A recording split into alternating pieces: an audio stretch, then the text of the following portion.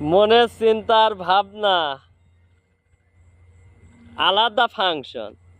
আসলে কথার ভিতরে অন্যরকম কথা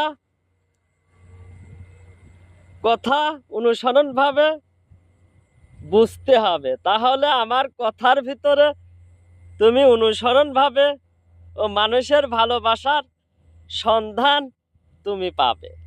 সেটাই বাস্তবতা অনুসরণ। আসলে ভালো কিছু করব ও মানুষের ভালোবাসা দেব,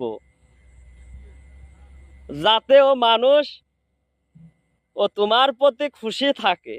এটাই মূলনীতি, সত্য অনুসরণ। আসলে মূলনীতির ভিতরে কত বাক্য রচনা হয়, এটা বড় বই রচনা করা যাবে। আসলে কথার ভিতরে এতটা পাঠ কথা অনুযায়ী আল্লাহ তাআলা দিয়েছে, আসলে বুঝতে হবে। অনেক আছে, অনেক বেশি সত্য। ধন্যবাদ।